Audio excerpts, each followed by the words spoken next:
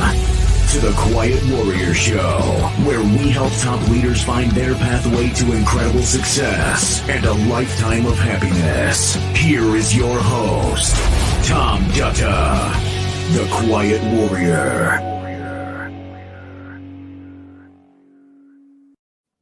All right, everybody, welcome to the Quiet Warrior Show. It's Tom Dutta here, your host, and I'm excited. We're live streaming today, and well, what is live streaming? It's the next generation of broadcasting. We're actually across five platforms: LinkedIn, YouTube, Facebook. If you're there, get in the chat box, send us some messages. We might feature that on the screen. And hey, give the YouTube channel a rating, everybody. It allows us to do more of these and honor our guests. Epic interview that we're about to do. He's in the green room there, and I can see him. We were just talking about haircuts and things. Raymond Riopel. I want to tell you a bit about him before I bring him on. He's an international best-selling author, an app designer. When I read the bio, I said a PP designer, but it's an app designer, entrepreneur, trainer. And he spent 18 years traveling around the world. I'm in a good mood today. I'm not sure why. He's got high energy and heartfelt style. He draws on his journey from humble beginnings. I'm not going to get into his backstory, everybody, because as some of you read the intro, I challenged him big time to get into his gut punches, where his fingerprints are on all his setbacks, so we can learn from those as he got to his successes. And well, we'll bring him on now. He's a great guy. Raymond Riopel, welcome to the show. Hey, Tom, great to be here. A PP designer. I like that. I'm going to remember that one. A PP designer. I love it. I'm so sorry. I can edit that out, but no, I won't. Hey, no. Amazing to have you on the show. You're where right now? In what part of the world? I am in central Alberta right now as we speak. This is where I live. All right. Well, for those, we have an international audience. That's Calgary, Alberta, right not far away from British Columbia, where I am. I think you're having a heat wave right now. Yeah, that's right. Yeah, woke up to the -4 Celsius, and I used to live in Calgary, but actually a couple of years ago we moved back to central between Edmonton and Calgary. Beautiful little acreage area, and just enjoying life down here, or over here, or around here. Yeah, fantastic. I'd like to make this educational too. Everybody, that's a teaching moment. Google Canada, find the map, Alberta, and take a look. It's a beautiful place. Robert, it wasn't long ago. I did a lot of traveling when I was in my other paid work, and spent a lot of time across what we call the prairies, or Alberta. A stark difference between the folks out there and the folks here in BC in terms of just lifestyle and family orientation. Really a great place to visit, everybody.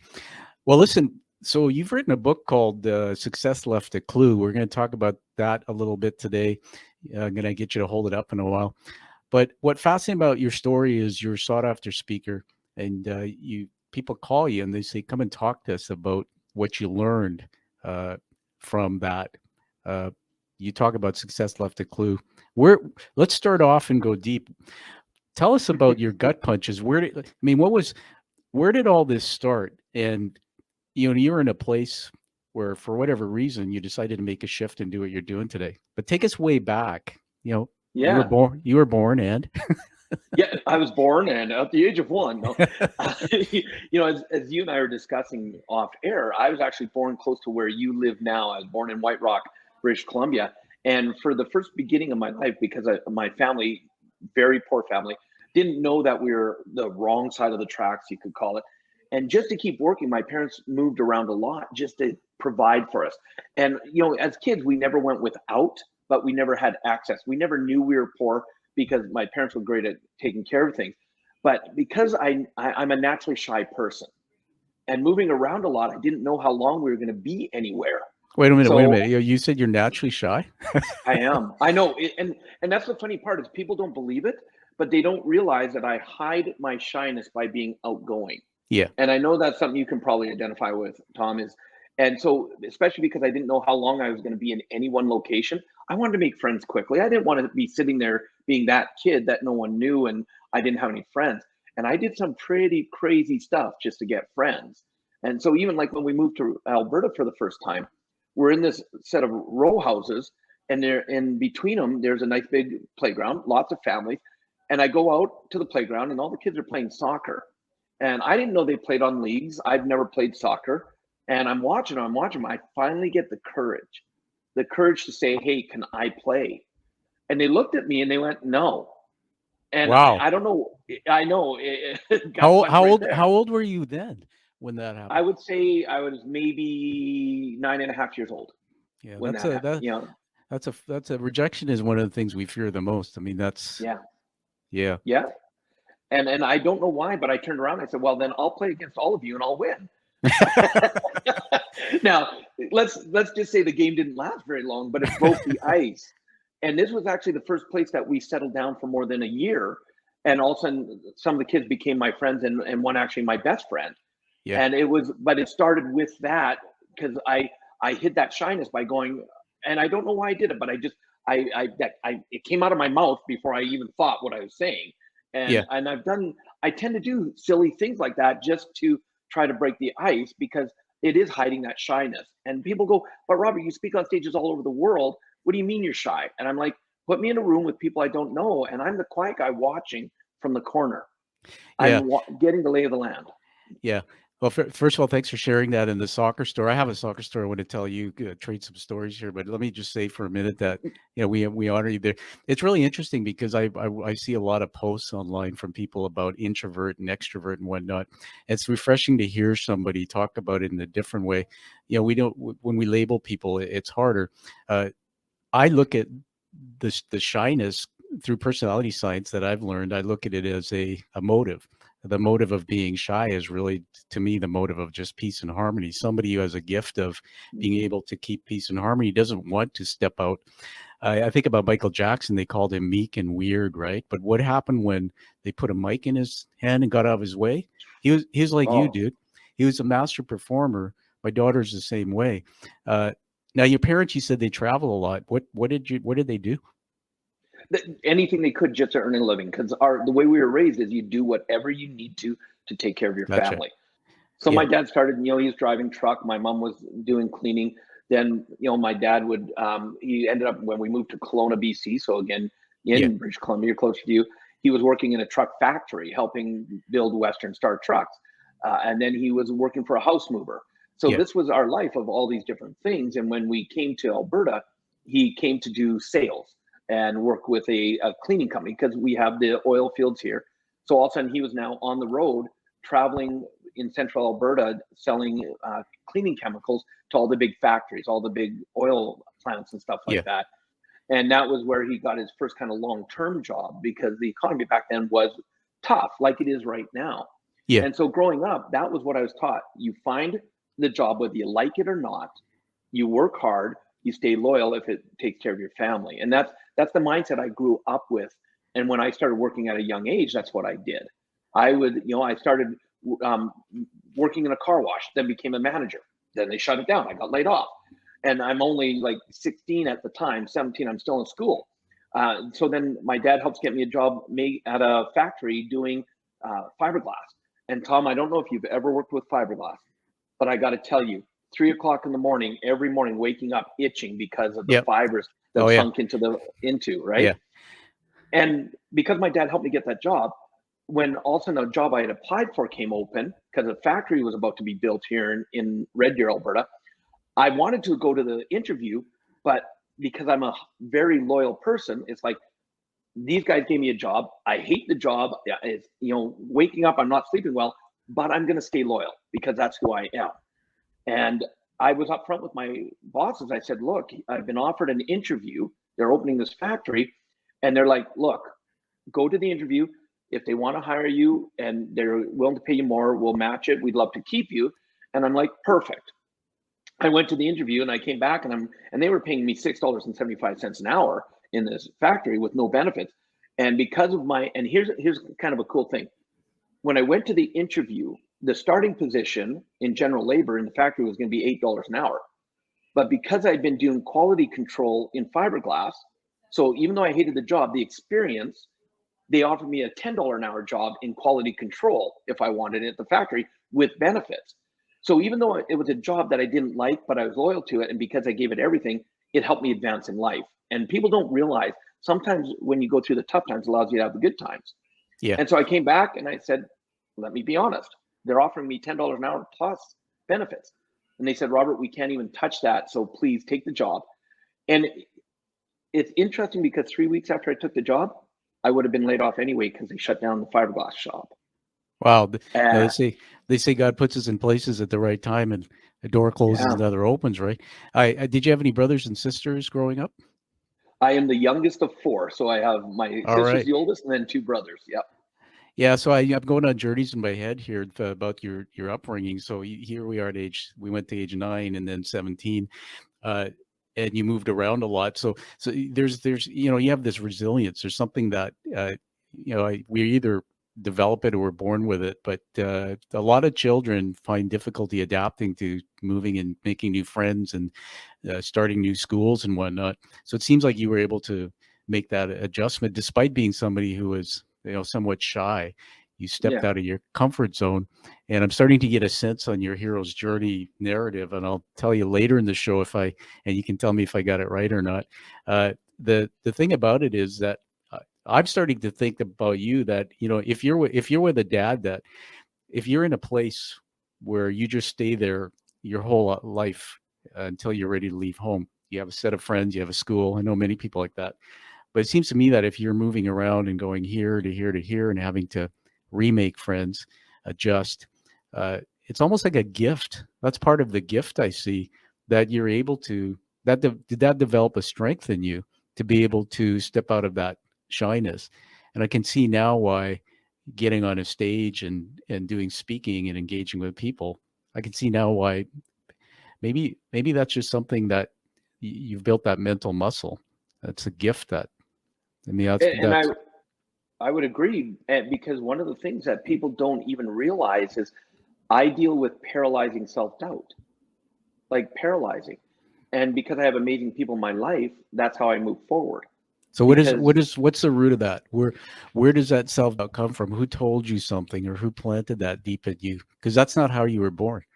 no, it's not. And when we moved to Red Deer, I remember being in school, and again, that kind of how do I make friends quickly? And I remember being in a class, and the teacher gets up front and of course goes, "Hey, everybody, we have a new student. He's moved here from BC. Would you tell us a little bit about yourself?" And because it was the first time I was being introduced to English and French in a class, I thought, "Oh, okay, I'm gonna say my name in French because I am French, but I've never been taught the language because my dad kind of disowned French when he moved away from the family." And so I said, my name is Robert, and so it is Roberta in French, and everybody laughed. And I didn't Yeah, even know that I had said it wrong. And all yeah, of a sudden, it was like that crushing, yeah, wow. I showed my vulnerability, and I just got laughed at. yeah. And so being on stage in front of people all over the world, my biggest fear was, what if people laugh? And over the years, I've developed it to where, the greatest gift I believe, Tom, that anybody can give this planet is be themselves, Yeah, whatever that absolutely. looks like. I want And to so, just you send me a journey. I want to just riff on that if yeah, that's okay. Because each time you hit a nerve or you hit a emotion, emotion is the pathway to change. When we're trying to look at, somebody says, I have this issue I'm dealing with. A lot of times, right, Robert, it's not that issue. It's a deeper issue that's parallel. And yeah, when we go through digging, we find it's uncomfortable. And so when you said this thing about being criticized openly, and my heart goes out to you, but you become real, because so many people who are going to watch this, or many of them are going to say, that's my story. I had that moment, yet they won't talk about it because it's uncomfortable. You Now, this is the tough part, because we talk about our parents and I talk about mine openly. Some of that self-doubt sometimes comes from things that are said to us, or sometimes we have busy parents who can't make time for us. So we feel maybe it's because of me not being good enough. Was there anything in your early years that defined or gave you that sense of self-doubt that was from really within your home? well, yeah, charity work. Yeah. Because we had to live on charity at some time. And when we started, where my parents had that regular job, we're now in Alberta. And one of the things, we were part of a cadet organizations here in Canada Oh at yeah. a young Yeah. age.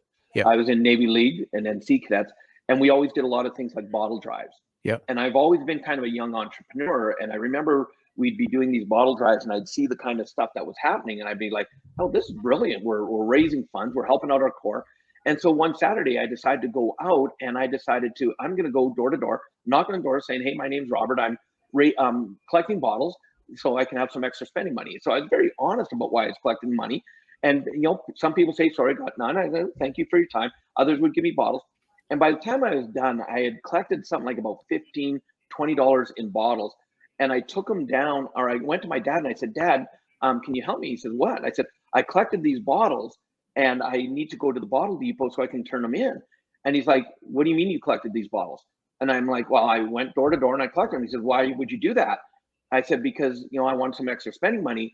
And he lost it on me. He's like, we help others get charity. We don't do this for ourselves. And he made me give all the money away. Wow. And all of a sudden I internalized that, it's okay to help others, but it's not okay to help yourself. Yeah. And I didn't realize that until like years later, the impact it had on me. Well, I want to jump in there. First of all, thanks for sharing that, man. And everybody, I challenge Robert to go deep and talk about both sides of the equation, success and happiness. And dude, you're stepping up here. So really proud of you for doing that. What I've learned through brain science, studying it, and you can tell me if you agree, is that up to about age 15, we don't have the use of the rational brain, which is the part that stops and analyzes our thoughts. And so everything that happens to us is said, done, we observe, buries into the neural nets. And what I didn't realize till later in life, and when I'm coaching, I do some coaching now with others, that there's these tracks, these things that play like records that are buried in us. Mm-hmm. So I have a personal thing that I struggle with, and it's yours. You said self-doubt. Mine, I don't know how to explain it other than I don't think I look very good. So when I look, I look in the video here now, and what I see coming back, my brain tries to tell me is something else. And that comes from growing up being called raghead Hindu by people in my community, but also within my home. I had a very rough childhood in my home, and the people that were supposed to nurture and care for me had certain names. So what I didn't realize is I was a self-worth chaser, man. I went out and I climbed the ladder and got higher positions and more stuff and CEO jobs. And but that hole in my soul never closed until probably 10 years ago when I started looking deep into what you just taught us. It's a teaching moment, everybody, that those moments of, I'll finish with this, I'll give it back to you. When I had my concussion a few years ago, I have a brain injury I've had to nurse back, as I mentioned to you. I learned that the emotions of shame and guilt are side by side in the brain. So if I miss your interview, I might feel guilty. And so there's a positive behavior. I'll call you, apologize, and redo it. But if I miss your interview and I think, man, I'm such a loser, and I go into shame, you go into a dark hole. And so that's really the thing that you've taught us there, is that there's certain things that are wired in us that can cause us to have self-doubt. And I'll just add this. I'm a faith-based man, so my wife and I do enjoy our faith on Sundays. And there's a really interesting thing I wanted you to comment on it. They said that I learned is that we're made to look for danger. We're built to look for unhappiness. So all our lives we search for joy and happiness. And so if you have a situation like you've just taught us about some self-doubt, even if you go into entrepreneurship or business, man, that sometimes people never make it to the summit of Everest because they can't get to the base camp. So let's get into something that you've done. You've written a book called Success Left Clues. Talk a bit about that. And there was something I read about you at age 32. Prior to that, you climbed a bit of a mountain yourself. Talk about this. Talk about this now. If you've got those, what I call tracks or self-doubts, whatever it is that rules your life, what are you going to do about it? And how did you how did you go from that shy kid who moved around all the time and self-doubt to really faking it till you make it, I guess? How did you deal with all that? What did you do? Tell us about your book. Yeah, and it's interesting, Thomas, because that which we need to learn the most we teach, and that's the reason I do the work I do now, is because I work with what you heard, experienced, and saw, and learned, saw, and experienced as a child growing up. And so when I started that factory I was working in, I'm very blessed that one of the greatest people in my life is my wife. We met when we were 13. We started dating when we were 16. We got married when we were 19, and we just celebrated our 32nd wedding anniversary this past June. Congratulations, man. And I have no problem telling people I would not be doing what I do today if it wasn't for her. They're like, wow. A little celebration for you and your amazing lady there. Yeah. Because one of the gifts that she gives me is she will not let me play smaller than I am. And she holds me to that higher standard, even when I have the resistance because I don't see it. And so here I am, I'm working for this factory, and my goal was, and it sounds like similar to you, I pictured myself for 40 years working with this company to the point where I would be my own general manager in my own factory. So imagine my surprise when I walk into work on a Monday after a week off, and the general manager calls me in and he goes, I want to let you know we're shutting the factory down. You were laid off as of last Friday. And I was pissed because being lower management, I'd gone from working in the factory to helping run the shipping and receiving department to being inside sales. Because I was lower management, I was laid off instantly. Whereas the workers, they got to another 3 to 4 weeks before as the factory wound down. And in Alberta, with our oil, in 1989, we were in the middle of one of those oil busts that we never seem to go through here in Alberta. Yeah. Never happens. And so there was no real work. And I'm taught to go out and find a real job. But I couldn't find a real job. So I started doing something to take care of, because I'm still a newlywed. I started delivering pizzas for Domino's Pizza. And I'm the old guy. At 21, Tom, I'm the old guy. Wow. All the other guys are 16, 17, 18. So I was able to actually make more money because they always wanted to party, and I could convince them to give me their shift for closing. A true entrepreneur. I know how to work hard. And from there, I became a manager. And a year and a half in, and my wife becomes my assistant because we've always worked together. She's my assistant manager. And we're working 7 days a week, open to close, when all of a sudden a year and a half in, we're qualified to be franchisees. And I don't know how much you know about Domino's Pizza. You cannot just buy a franchise. Right. You actually have to successfully manage a store for at least a year, meeting a bunch of criteria, and then you qualify. So we were qualified, but we didn't have any money. Yeah. And our franchisee comes up and he says, I want you to know, I'm selling my 2 stores. I'm out of Domino's Pizza. And I went into fear mode because all of a sudden it was that self-doubt, like, oh my God, we got to go call the other franchisees. We got to find out, we're in Calgary at the time, which store needs a new manager. And my wife looks at me and she goes, why would we do that? Why don't we buy the store? And I look at her, I'm like, because we don't have any money. That's why we don't buy the store. The voice of reason. Yeah. My wife, who's the youngest of 5, raised by a single mother. See, I was taught, here's the box. Don't think outside the box. Yeah. Her teaching was, what box? And so we decided, well, let's see if you can buy a business without having money. Yeah. And we made a lot of mistakes. We started just talking to people, asking for loans, made a lot of mistakes, but we learned every time we made a mistake. Until about 4 months in, we knew what to say and what not to say. And we went to our own bank and we ended up getting, they ended up giving us 100% financing for both the stores my franchisee had for sale. And we became franchisees at that point. And it's almost like, oh, we've got it made. We're now business owners. And what was interesting though, and then you being a CEO, you understand this. And by the way, on your TEDx talk, I love the definition you gave of CEO, because that is so true. So true. And here we are. We knew how to run a store, but we didn't know how to run a business. Yeah. And a huge difference between the two. And for the first 2 years, we struggled. We were franchisees for a total of 9 years. And once we finally turned it around, we started making pretty good money. But both being kids from poor families, we wanted to keep up with the Joneses. We started spending more money than we were earning. Yeah. And at 8 years, we're now personally in debt over $150,000 and going down quickly. And that's when we were introduced to personal development. And I found my passion, my calling. Yeah. Because all of a sudden, we go to a 3-day training here in Red Deer, Alberta. We walk in $150,000 in debt, stressed out beyond belief. We learned why we were in debt. More importantly, we learned to take ownership of our debt, quit blaming others. And then we learned what to do to get out of it.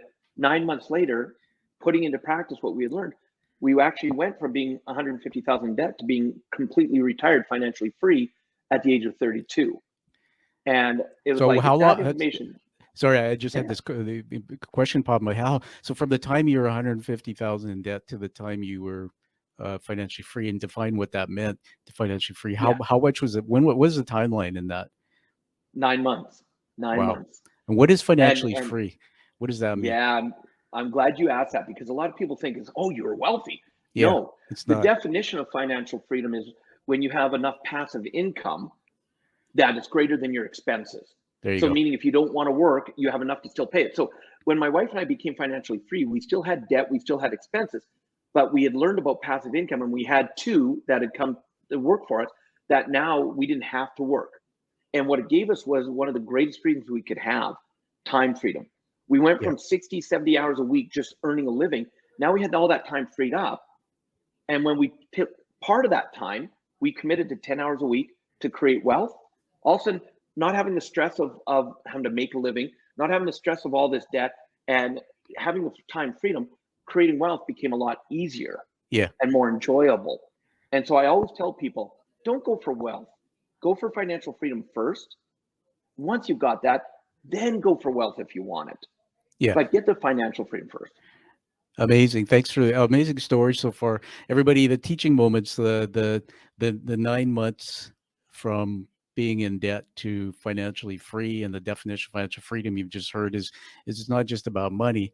Was it the residual income that you created to achieve that? What was that from? Was that from, if I got that right, you bought the restaurants, or how was? No, Ah, no. We were franchisees for 8 years by that okay, time, but and that was part of our debt. We weren't enjoying it anymore, I so see. we weren't spending as much time in stores. But we learned that passive income comes in two forms: money working for you or business working for Yeah, you. And because we'd never heard about it, never knew the concept, we didn't even know to look for passive income. We always thought you had to work for your money. yeah, yeah. And so when we started learning how to get our money working for us, we came across two internet-based passive incomes at the Yeah, time. And those two, with a little bit of investment in time, but investment in learning and energy, what I call that sweat equity. yeah. I'm huge about putting sweat equity into things. We were able to actually get a passive income coming in fairly quickly that replaced our income and was enough I to see. cover our expenses. Yeah. And And so at today, the time, it was two internet-based ones. yeah. And then so today, what's your picture look like today? Is it does most of your income come from the work you're doing uh here? Because authors don't make a lot of money, as we know, from their books, but they Yeah, monetize it. But what does that financial pie look like today? What's your sources? yeah. Well, BC, before COVID, I call it. I, w- I was traveling on average 200,000 miles a year around the world doing live trainings, anywhere from 3 to 5 days up to 12 hours a day on stage, That's a lot 100 of to travel. 6,000 Yeah, gigs at a time, and still taking 6 months a year off. Actually, because I I like my time off, Tom, and I like to of have course. that balance because family's important. Yeah, It's not just about success. So that revenue, of course, COVID, all but wiped it out. So I've had to reinvent, and I do mostly virtual now. But I also have investments because I still have passive incomes. I like investing in real estate and things like that. I like being the bank for others, in real estate. So there's other investments we have going to keep our money working for us. But nowadays, financially, it's mainly me doing live events on virtual. I've right now I'm sitting in a reinvention. My wife and I, because of COVID, on the back we have a beautiful acreage here in Alberta. We actually had wanted to build a training center on our property, yeah. and it was going to be 6, 7 years down the road. Well, COVID sped that up because whenever we get life throws us a turn, we always have a choice: play the victim or use two powerful words: what's next? Yep. And when we got through the victim role, because picture this: March 10th, 2020, I was returning home to Canada from India, just finished doing a powerful 3-day training. And March 11th, I got put into lockdown, and my world changed. All my live events canceled, hundreds of thousands of dollars in revenue instantly gone out the door. And no, how long will it last? For the first 2 weeks, my mind made me sick because it's like, what's this COVID thing?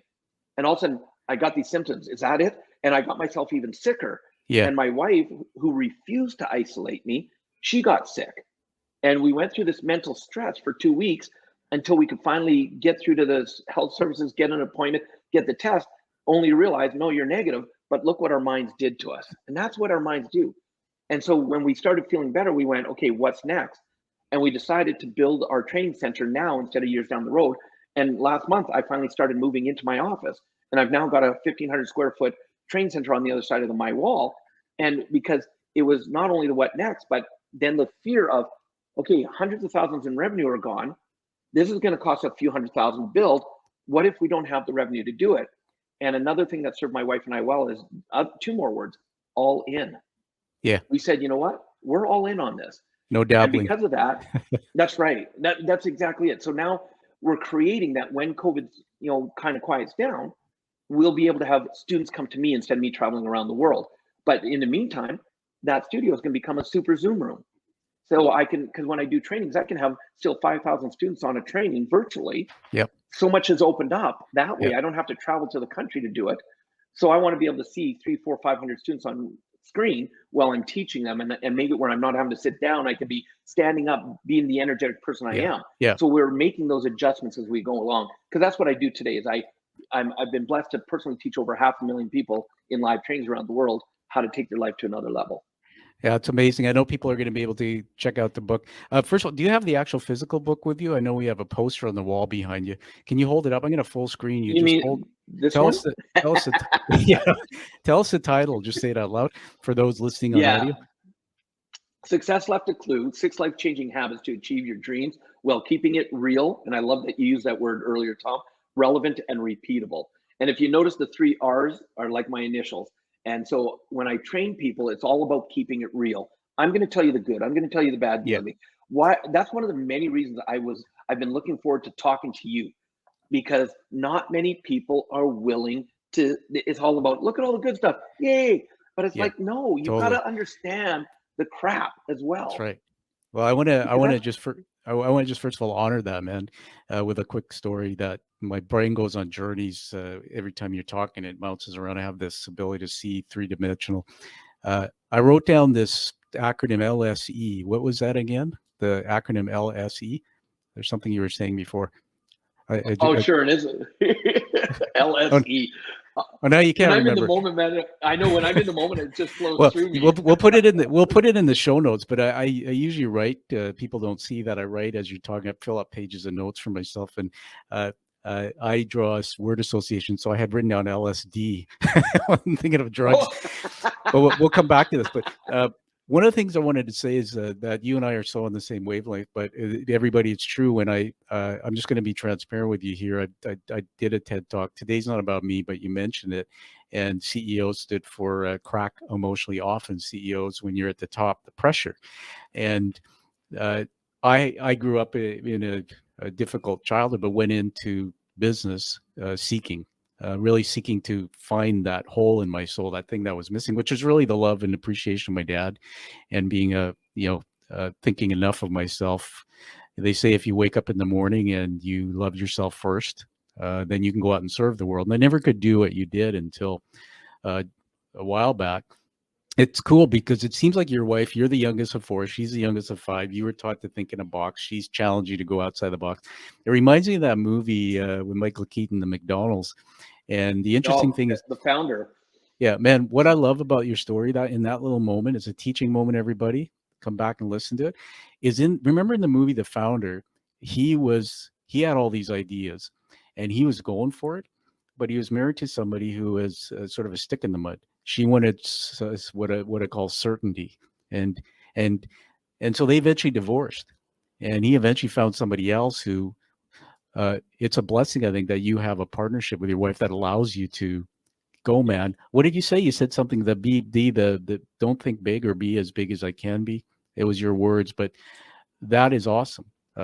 And I think she won't allow me to play smaller. Small. And I think, here you are. And it's funny because I was going to say to you, I'm detail oriented, so I'm going to full screen you here. Just have some fun with your head. All right, everybody. So I'm looking at this thinking like, okay, he tells me he's living in his home. He's got a nice poster. It's like, why would you put a door there that looks like a hotel room door with a little key that is like, are you strange or something? And I know you built that PP app, but technology is your thing. But I had that in my head, like, why does that door look funny than my door? But then you tell us about this training center and this thing. And this is what I get out of that, dude. It's the ability to pivot in your mind, the ability to make a choice that you, Robert, everybody was able to see the future when many people stuck in COVID are seeing the present. They're anxious, depressed, and they're not thinking. The brain has the power to shift to a positive thought. You're visualizing teaching through your Zoom room, and you're building it now. Uh, I had this gone through similar experience with the work I do. COVID hit hard. We all had to pivot, but I know so many people, Robert, who are stuck. They are Yeah. stuck and they're down and out because that little mental muscle. And this is your hero's journey narrative. The hero's journey, everyone, is a narrative of my show. Joseph Campbell left us that research that we're all connected by a thread, but we go on this call to adventure to seek and find truth about ourselves and come back into the real world and do something different. Many hear the call, right, Robert, and they don't answer it. They just live on this treadmill of unhappiness. But you grew up as a shy boy, which we have to honor because there's nothing wrong with being shy. I think it's a gift. Nope. And then your dad moved, and mom and dad moved around. So you had to up and move, which means you had to sit in a new lunchroom with somebody else, sit here and find new jobs. So you literally were forced to go out of your comfort zone to build that strength that you didn't necessarily have innately. And I believe that here we are again with another gut punch with COVID, and you stepped out of your comfort zone instead of being shy, and there you are building your virtual business. It's amazing. Tell us about the book just quickly. It says Success Left Clues. Are there what's in there? Why should people get it? Well, and so the 6 steps, which are from me traveling around the world, I've identified what it is that separates successful people from non-successful. And so like step number 3, taking action. In all the journeys around the world that I've done, Tom, the number one thing that separates successful people and non-successful people is unsuccessful people, they refuse to take action or they come up with a reason not to. And so I wrote it down as a workbook because most people, I did not write this book for people to read it, put it on the shelf and make it shelf help. I didn't write it for that. So I wrote it as a workbook where there's action steps all the way through. And I'll even say in it, did you do the last action? If not, stop reading right now, go back and do that action. And so with it, it comes from my life, my journey of what I've gone through. Again, that which we need to learn the most, we teach. And so I teach this because I've gone through this stuff. And so like step 1, dream big. As a kid, anything was possible. But as you grow up, society tells you to be realistic. And I love what, Les Brown, a great friend, he wrote the foreword for the book. He said, the problem is not that we set our goals too high and we miss them.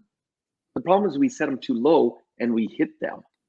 And so it's about being able to dream big again. So with this book, the reason it's called Success Left a Clue is throughout the world on stage, I'm known for giving clues out to people, golden nuggets. Yeah. And so all the way through, I have these clues, and just helping people out. And that's why we titled it that. Yeah, I love it. And we'll say at the end, we'll let you tell everybody where to get the book. And there's something that you're going to give. We'll put it in the show notes. I think you know my story from my TED Talk that a few years ago I had a fall and almost lost my life, but I had coming back from a brain injury. I still have double vision and starting some advanced therapy next week for that. So imagine me as an author, somebody who does all the stuff I do, which uses my cognition, and all of a sudden, there's a gut punch. My life stopped. So everything you're saying to me is what I went through. It's resilient. You have to keep thinking ahead. You have to keep positive. You have to believe in yourself. And then when you're in your darkest moments, it's the hardest. The one. Yeah. Yeah. And I was just going to say, and believing in yourself, that's why it's so important to surround yourself with amazing growth-minded people. That when you're not believing in yourself, they're there to lift you up. That's right. And I have a thread of mental health in my TED Talk, but when I had the injury, I slipped the first 3 months, I slipped into depression.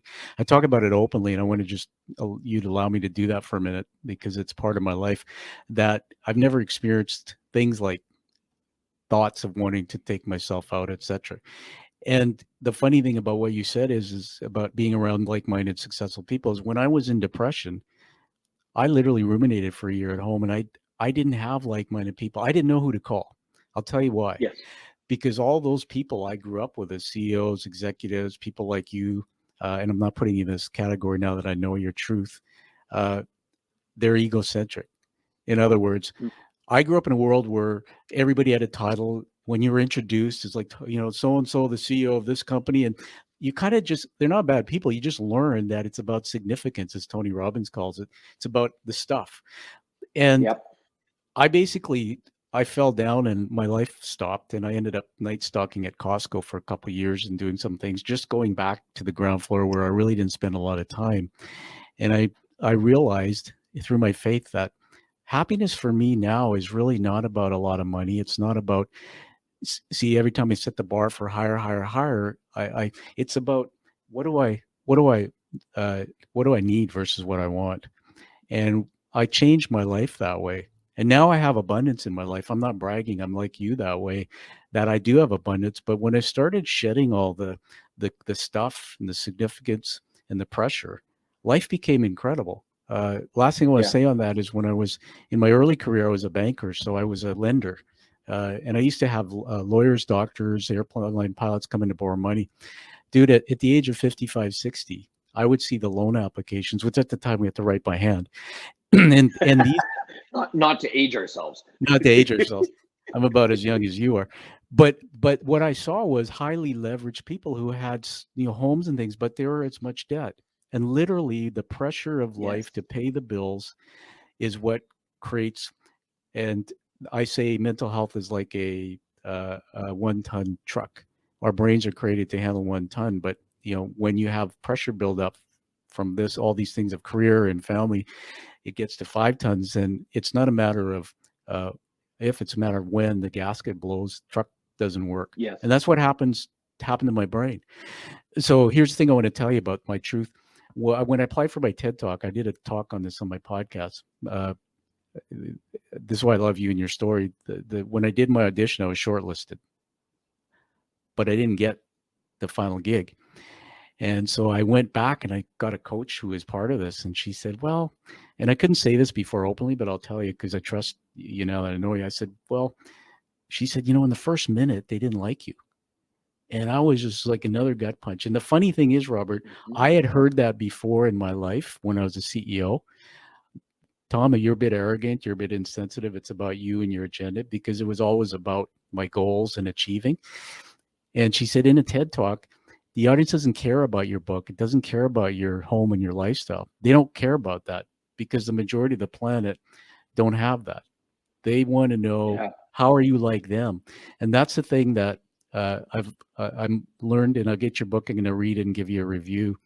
I want everybody to take away from this conversation that I learned, that you taught me, is if we can shed that ego, and if we can go on stage and not talk about, or whoever we're with in our lives, not talk about how great we are. That's not what it's about. It's like, how are you serving other people to help them find true joy and happiness? And man, today I live a completely different life. I used to wear a suit. Now I wear a black tee, a leather jacket. It's because this is who I am. So thank you for giving us that success left clues and your story, because everybody's a teaching moment. Robert today lives the life of who he really is, not who he was pretending to be. Thanks for letting me ramble. I'm going to give it back to you with really last thoughts you want to leave everybody with. Where can they get your book? And then I'm going to honor you as we wrap up. Yeah, no, absolutely. And I believe, as I think I said earlier, one of the greatest gifts that anybody can give this world is to be themselves. Show up for who you are. Because when you do, one of two things is going to happen. People are either going to like you or they're not. And if they like you for who you are, that's awesome. That's awesome. If they don't like you for who you are, that's awesome. It's absolutely awesome. Because, and this is coming from a people pleaser, like a world champion people pleaser. I look back at how much time I spent trying to be someone else to please other people. Yeah. And the moment I learned to just be me, and I'm always blown away, Tom, by the amazing people that are drawn to my energy. And my mind still goes, because here's that self-doubt. It's like, why are they attracted to my energy? Why are they interested in me? Because my mind still goes through that. And I'll tell you, humbling, if I can share one last story on it, is when I started training, I was living my passion, but I overlived it to a point where after 4.5 years, I got burnt out. And I was only at home on average 2 days a month. I got burnt out and I didn't take care of myself on stage. I herniated a disc and I decided to take a year off, but that year turned into 3.5 years. Wow. And I went through 2 back surgeries, and there's nothing more humbling when someone else has got to wipe your backside because you can't. Yeah. And it's like, it's weeks in bed not being able to move. And when I went to come out of retirement, because I knew it was my gift, I had to get back training. the self-doubt crushed. Yeah. And thank God for my wife, because she's like, she knows something I was getting ready for my first training and I'm prepping, and she goes, "What's going on?" And I'm like, "Nothing." And she's like, "Bullshit, what's going on?" I'm like, what if I don't have it anymore? And she looks at me, she's like, "Are you done with that?" I'm like, "What do you mean am I done with that? What if I don't?" She goes, "Stop. First of all, when you hop on that stage, it's going to be like you hadn't left. Why are you even doubting yourself?" And I'm like, "It's been 3 years since I've done a training. I haven't done a training. What if I don't?" And thank God she held my feet to the fire and said, "Just get up there, trust in me." And of course, she was right. The moment I stepped on stage, I was like, that self doubt went away. I'm like, why was I worried? But that's the process I put myself through all the time on things. Yeah, it's wonderful. I think about all the single moms out there and or single parents and just anybody who's had a major setback. I call it the gut punches. That's really the feeling. And it's interesting because when you told that story, those are the moments when you appear even more real. To me, at this moment, telling that story, I didn't know that part of your story, but it makes everybody think about. It makes me think about when I fell and got concussed and my life stopped. And I had those same doubts. I might as well tell you now that you tell the story. My brain went that way, that I would, for the last year, I started back up again with I do executive coaching. I have to do it by Zoom. And so that's an hour in Zoom with somebody, right? And I Yep. remember talking to my psychiatrist because I had to get one to get through. And I always say this: get a checkup from the neck up, and in your care team, you need to have a coach or you need to have a mentor, but you should have a psychiatrist or psychologist because those are hard to find, right? Because you want to care for a brain and preventive. So I said to my doc, Dr. Ron, I said, I said, before, I don't know why, but this morning I woke up and true story, I called one of my clients and I canceled and I made an excuse and I just canceled the Zoom and I felt really guilty after. And so I reset it, but I didn't have anything else to do that day. And what it was I said to Dr. Ron when I processed, I said, whatever it is in my gut, there's just wired in me. There's this thing that didn't allow me to go on that. And yet, if I push through it and go on it, I'm really good. People tell me that, Tom, I'm Right. helping people. And that's what we're talking about here is that same old self-doubt, that same old wiring in my pathways, my thoughts will come up anytime in my life. It's a lifelong journey. That's why everybody, you need to get Robert's book, Success Left a Clue. You need to check out his training and things. If you need somebody to help you, because we have to work all the time, right? It's not just I'll read his book, do his Constant workbook. journey. No, it's constant. Yeah. I mean, that's the way when your brain's wired a certain way, it's going to go back to that all the time. You have to just continue to overcome, right? Amazing, man. I want to take a moment now. When I write down these things as I'm talking to you, these are 4 words, leadership words, I want to honor you with. The first one is resilience. You are resilience. And we took a look at your story. Everybody go back, listen to it, all the things you've overcome and how you're sharing. Number 2 is love. Now that I got to know you more, there's love coming out of you, man. You're breathing love and life into the world and other people. When I know how much you struggle, yet you're getting on a stage or in a room to teach, that's what it is. So it's a blessing. Wisdom is the other one. The wisdom from things like being owner of a franchise, being in debt, becoming financially free, dealing with family challenges, dealing with shyness. There's a lot of wisdom in Robert. And the last one, I guess the last one I'll say is hope. That here you are telling us about how your COVID business, the impact on COVID on your business, and then you're doing something now. You can't see the staircase, I guess. You just see the first step. So you're giving us hope. So now we get to give you an award. I don't know if I told you about this. You might know about it, but I'm going to full screen myself for a moment. And there on the screen behind me is this. It's called a challenge coin. There's an image there of a guy looks a little bit like me. That's when he had hair. Robert, hair today, gone tomorrow. Oh yeah, nice. When I started the show a few years ago, it was really just to bring people to tell their stories, but really the tough learnings, and build a tribe. And so I created this award. It's a challenge coin, which originated in World War II, this concept. And today they're used by first responders. My dad was in AA for most of his life before he passed. Alcoholics Anonymous, they use challenge coins. Soldiers would carry them in their pockets to commit community to each other, to be there. If you didn't have yours, maybe you bought dinner or drinks or something. By receiving this coin, you commit to continuing to live with the purpose you have, continuing to take action and create the life you desire, but also in service to others. So you're now inducted into the Quiet Warrior tribe. This coin, they're beautiful, minted, handcrafted, and painted. This coin will be coming to you. Less than 50 a year go out. I think we have them now in over 15 countries. So just when you hold it, know that they're very exclusive, that the people carrying them are a lot like us, and we're all connected by holding that. So welcome to the tribe. Oh, thank you, Tom. I totally appreciate that. Look forward to receiving it. All right. And I'm going to make a commitment online here, everybody, to do a review for Robert's book. I'll be posting it for you online. Everybody, authors work, we don't get known until people read our books and post reviews. So get Robert's book. Hold it up again there, Robert. This is it right here. And yeah, one of the things that you had asked me and I didn't get a chance to mention is that because people, first of all, I feel honored that you were gracious enough to have me on your podcast, because to me, time is one of the most precious commodities.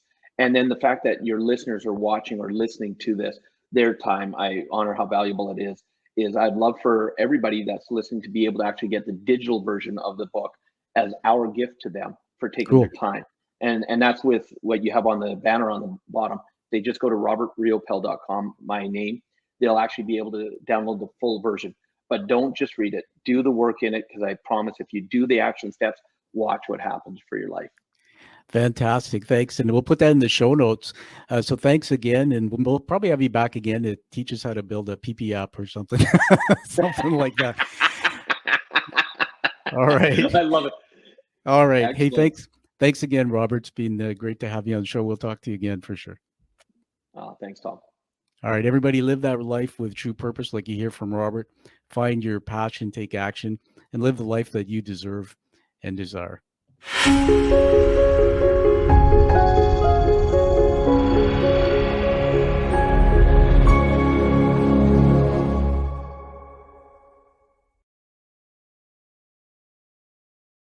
Thank you for listening to The Quiet Warrior Show.